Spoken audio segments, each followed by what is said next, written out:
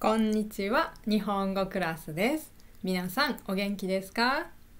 今日は久しぶりに YouTube のビデオを作ります。はい、皆さんお元気ですか？はい、メッセージで先生元気ですか？最近大丈夫ですか？というメッセージを何人かからいただきました。ありがとうございます。はい、元気ですよ。大丈夫です。はい。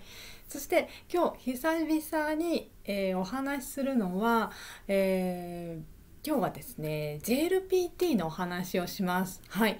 JLPT テストする人多いですよね。たくさんいらっしゃいますよね。はい。もう4月が終わりそうですね、そろそろ。はい。そして7月の試験まであとだいたい2ヶ月です。はい。皆さん準備はいいですか？どうですか？勉強してますか？ね。そして特に皆さん困ってるのは読解リーディングですね。読む問題だと思います。はい。ですので今日は、特に N3、N2、N1 の人のために読解というのは何が大切なのか、はい、どうやったら合格できますというの、はい、やっぱりあります。そういうこと。はい、大事なこと大きく3つです。はい、合格するために大切なこと、ルールと言ってもいいです。はい、これをやった方がいいというか、これやれば合格できるとか、そういうことですね。大きく3つです。はい、分けると3つ。それを今日皆さんに紹介、お話しします。はい。N3、N2、N1 どのレベルの人にも関係がある話ですので、ぜひ聞いてください。では始めましょう。ですね、ここにあるように、はい、ちょっと待ってください。はい、大丈夫ですね。はい、JLPT に合格する、読解で合格する方法ですね。はい。じゃあ行きましょう。大きく3つルールあります。じゃあ1つ目からいきますが、皆さん何かなってちょっと考えました。3つ何かなって。何が大事なんだろうって。もしかすると皆さんが今イメージしていること、考えたことと、今日私が紹介する3つは違うかもしれません。はい。ね、どうですかね。ですので、ぜひ楽しみながら聞いてほしいです。じゃあ行きましょう。ですね、まずじゃあ1つ目いきますね。1つ目はですね、読解に合格する方法。1つ目大切なことはこれです。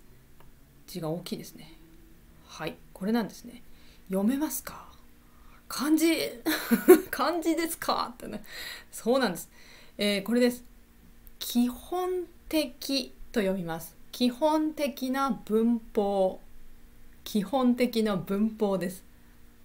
文法ってね。どうして今読解の話してませんかって。どうして文法なんですかって思いましたね。そうですよね。そうなんですよ。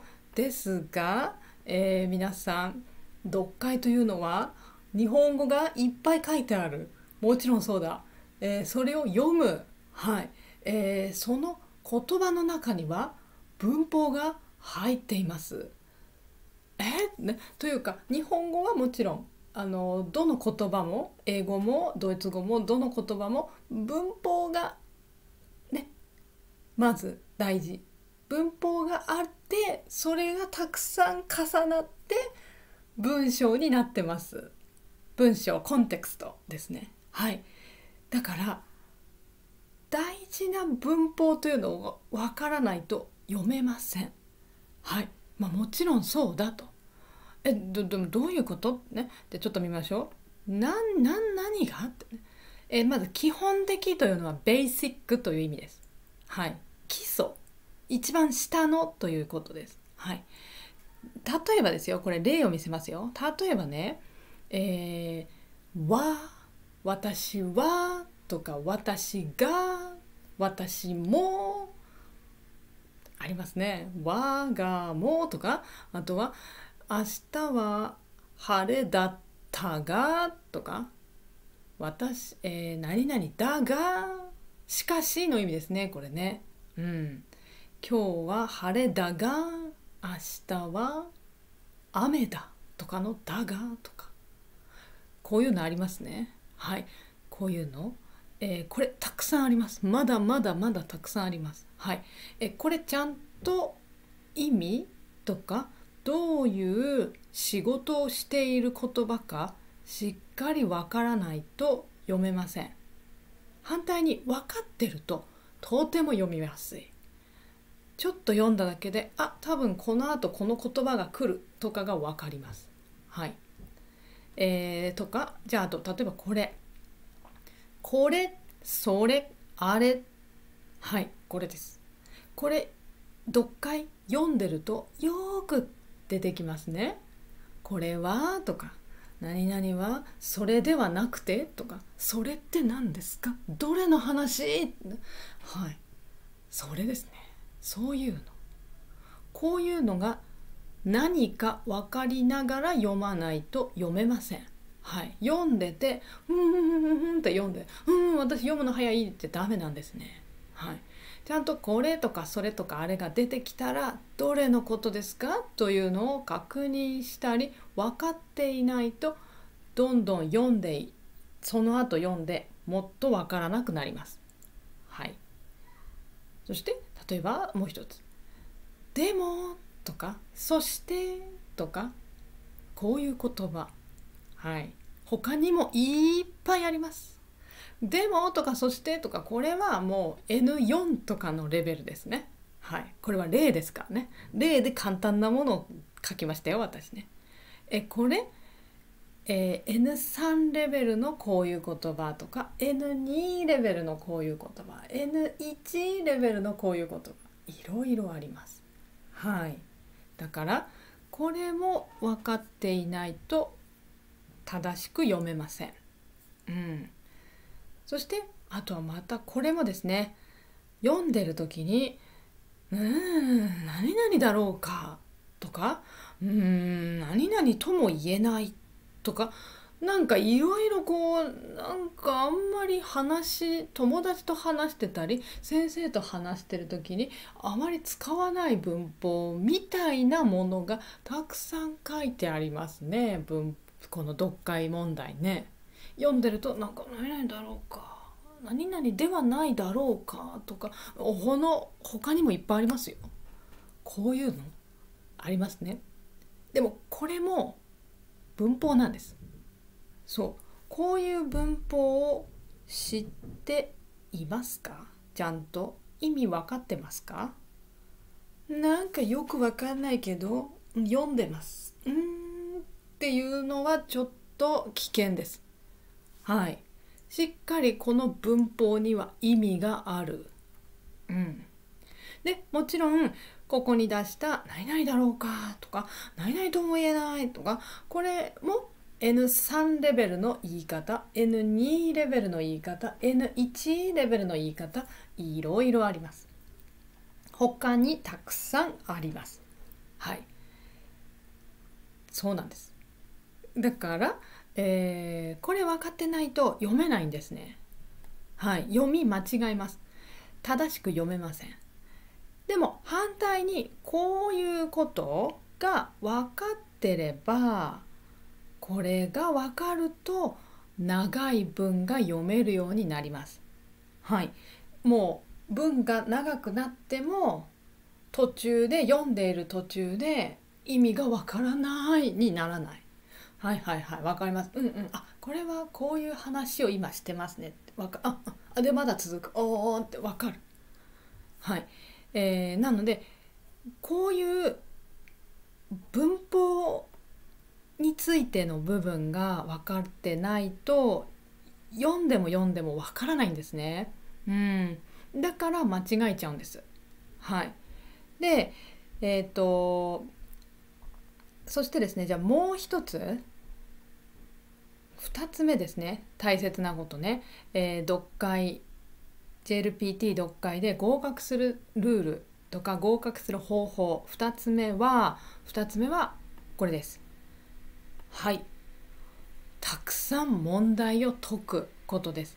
解くというのは問題をするのことです。これで解くと言います。と、立ちつてと、ね。もうそうなんだってね、もう当たり前の話ですねこれね。はい、皆さんもこれは考えたでしょ、思ったでしょ。もう読解はたくさんたくさんたくさん読んで読んで読んで読んで、練習練習練習練習読んで、それも問題もやるんですよ。自分で本を読みます楽しいですじゃなくて、問題をたくさんする。はい、それをたくさんすればするほど合格に近づけます。はい、だけど読んでて、あれ、なんかわかんない、間違えた、問題違う、読めないなとなったら、そしたら1に戻るんです。1というのはこっちの1、こっちですね。基本的な文法です。はい、こういうところができてない、間違えてる、だから正しく読めていません。はい、ですので、たくさん練習して、あれなんか分かんないなって、そしてまた戻るんですね。あれ何が分かんなかったんだろうと確認しましょう、文法とか。でまた読む。であれまた分かんないな、そしたら何が分かんなかったかなってまた確認する。これを繰り返す。はい、でもちろんこの中には知らない語彙を勉強する、もちろんです。はい、それはきっと皆さんやってますね、もうね、自分でね。だから私は書かなかったです今日はね。だけど学生さんが気がついていないのは文法なんですね。こういうなんだか小さい問題に見えるもの、あとはひらがなで書いてあったりしてあまり難しく見えないものが意外と難しかったりします。はい、ですので今日それを紹介してますよ。ね、で、でまずですね、ちょっとここまでで私そうかもって思った人いるかもしれないですね。はい、でね、実は、実はというか、じゃあもう一ついきましょう。もう一つ、3つ目がこれです。 JLPT の合格点を知る。 JLPT の合格点をまず知りましょうということです。はい、これをすると合格する方法、合格することにとても近づきます。はい、どういうことか、何というと、これ JLPT って100点取らなくていいですね。全部できないとダメです、あなたは合格じゃありません、じゃないですね。はい、どのくらいできればいいか知ってますか？ちゃんと分かってますね。100点じゃなくていいんですよ。100点取らなくていいんですよ。間違えていいんですよ。だから合格点は何点なんですかというの。これ N3 の人、 N2 の人、 N1 の人、みんなちょっと違います、それぞれね。はい、そして全部で、読解も文法も語彙も聴解も全部入れて何点必要、そして読解は何点必要というのがありますね。そうそう、ですのでそれちゃんとわからないといけません。だから例えば聴解、耳の聞く問題は全部できた。だけど読解は10点しかできない。例えば 10% しかできなかった。だとダメです。合格しません。じゃあ何%できればいいんですかというのをちゃんと知ってください。はい。で、これね、分かったら、そうか。これくらいできればいいんだというのが分かれば、もうあとはね、ここまで行けばゴールって分かるから、そしたらじゃあ今ここにいるからここまでどうやって近くに行けばいいかなという計算という計画が考えられますね。だからもうテストに勝つ方法を計画するんです。テストに勝つんです。そう、勝つというのは合格するですね。100点取らないと負けますじゃないから。これはいいテストですね。何か間違えていいんですよ。じゃあどこで間違えようかなと、どこでは絶対間違えないようにしよう、これを先にテストの前までに考えておく。これが大事です。はい。ですので、ただ気をつけてくださいね。これ N3、N2、N1 で何点まで取らなければいけないはちょっと違いますので、確認が必要です。ね、皆さんね。で、ですね、JLPT の、ホームページにも書いてもあります。はい。ですので、そこでもまず自分でも確認できますね。見てみましょう。そして、ですので、これですね、私今言ったこの合格するためにこの合格点を知りましょうということ、どこまでできれば合格で、どこはできなくても、何点できなくてもいいです、合格ですなのか、そのルールですね、 JLPT のルールを知る、分かってる、そういうこと、このテクニックです。合格するためのテクニックを知ることはとても大事です。はい。だってスポーツする時も同じです。サッカーをしましょう、野球をしましょう。でも何をやったら勝ちですか、何をやってはいけませんか。皆さんルール知らないでやらないですね。サッカーは手は使ってはいけませんね。例えばね、キーパーの人は手使っていいですけど、他の人は手を使ってはいけない。でもそのルール知らなかったら持ってしまいますね。ダメですね。そうだからルールは大事なんです。ルールを知ることはとても大事なんです。ゲームのルールを知りましょうね。だから、これを私はテクニックって言ってるんです。ルールを知って、じゃあどうやって戦おうかなと考える。はい。で、このことについては私は実はもう説明してるんですね。はい。もう知ってるよっていう人もいますよね。私の授業見てくださってる方はもう知ってます。はい。例えば N2 の人はこれです。私のオンラインクラスでもうこの話をしてます。はい。どうやって、戦えばいいです。どのように試合をすればいいか、どのように JLPT の時戦えばいいかというのを話してます。はい、これです。N2 ですね。そして N1 も同じです。N2 もそうなんです。話してます。ですが N1 と N2 は戦い方がちょっと違います。はい。試験でどうやるといいというのはちょっと違います。はい。やっぱりこっちね、N1 は読解の量が多いんですね。読む問題の数が N2 より増えます。そう。だからちょっとこうやった方がいいっていうのが少し変わります。はい。で、私さっきちょっと言い忘れたんですけど、よいしょ、これですね。失礼しました。これでした。テストに勝つ方法をね、計画しますと言ったんですけど、これですね、例えば、どの問題からやったらいいのか。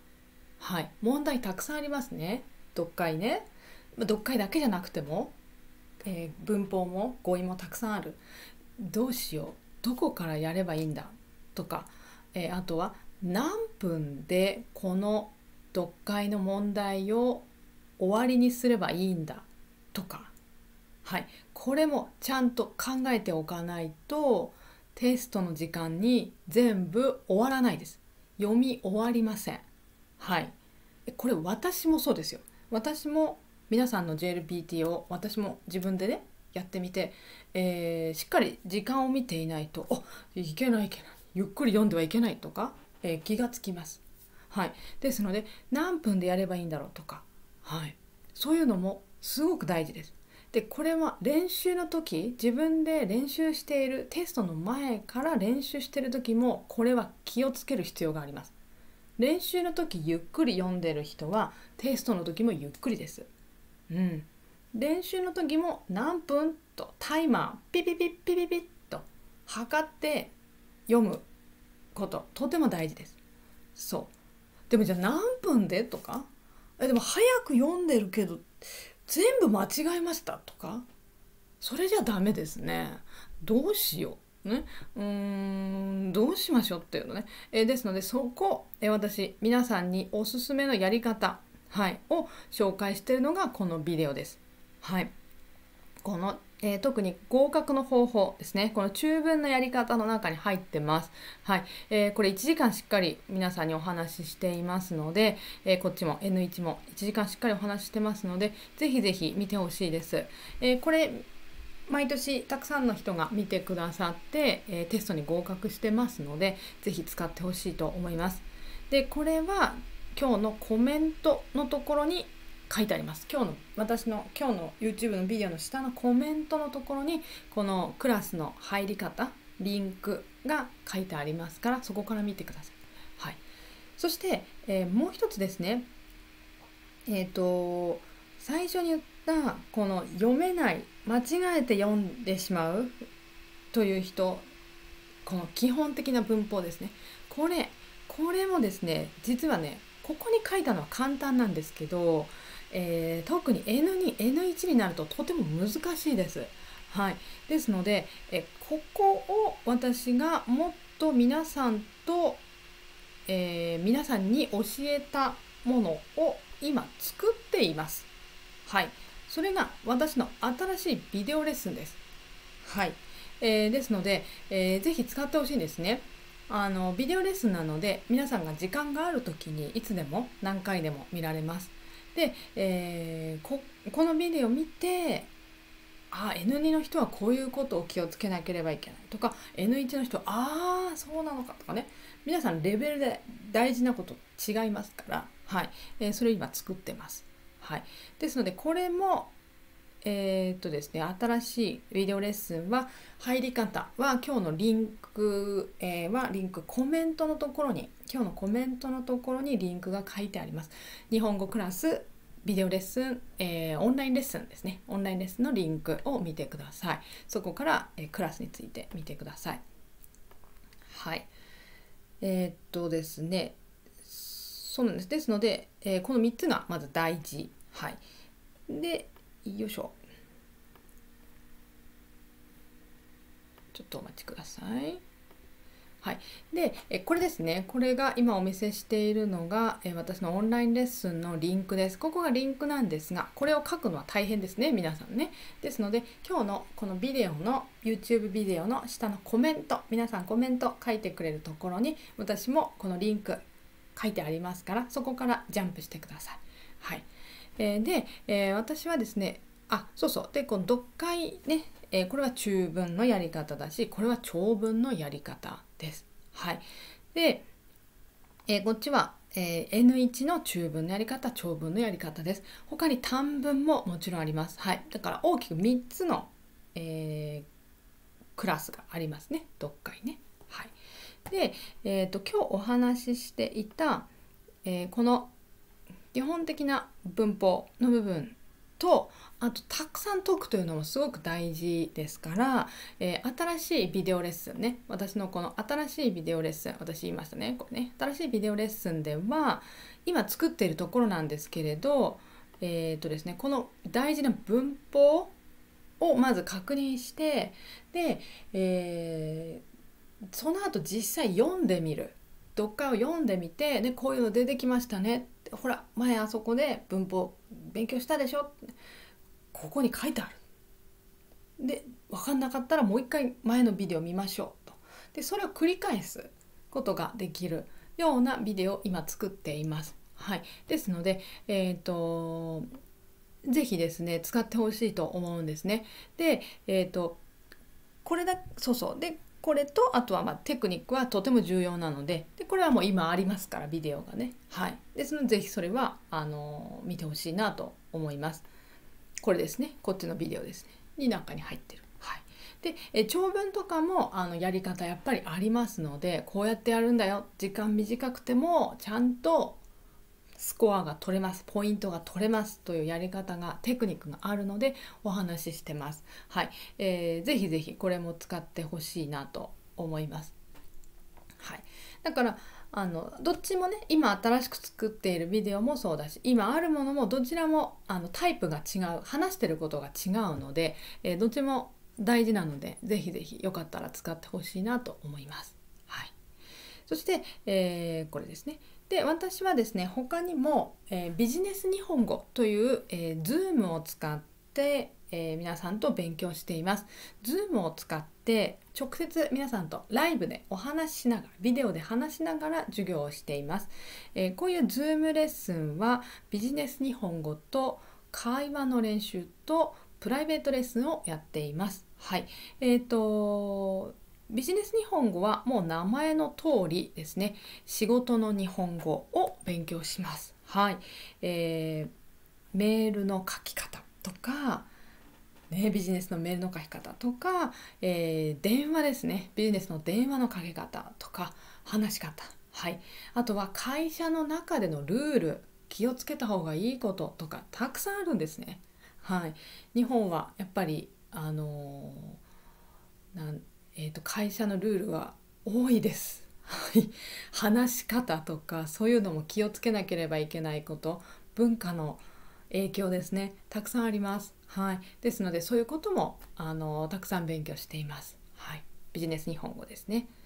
そしてあと会話の練習、これは N2、N3 の人にぴったりだと思います。話す時の日本語を皆さんで練習しましょう。はい、これ敬語を使わないですます使わない言い方とですます使った言い方、どちらも練習します。はい、これね、この時はっていういろいろな状況、シチュエーションですね。で練習するので楽しいです。毎週とても楽しいです。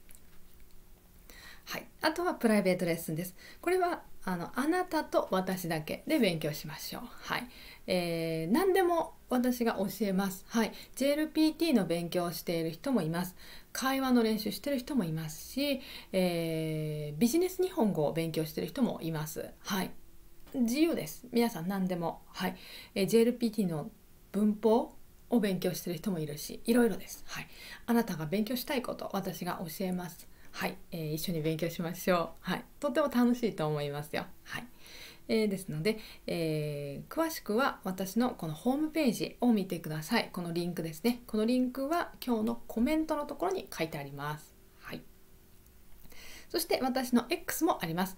Learning Japanese@ 日本語クラスです。これも今日のコメントにリンクが書いてあります。はい、そこからジャンプしてください。はい、いろいろな情報を、Twitter、X ですねからも出してますので、ぜひフォローしてください。はい、では皆さん、JLPT もう試験近いですが、ぜひぜひ、これからまたやっていきましょう。私もビデオたくさんまた出していきますので、ぜひ見てください。では今日はありがとうございました。また一緒に勉強しましょう。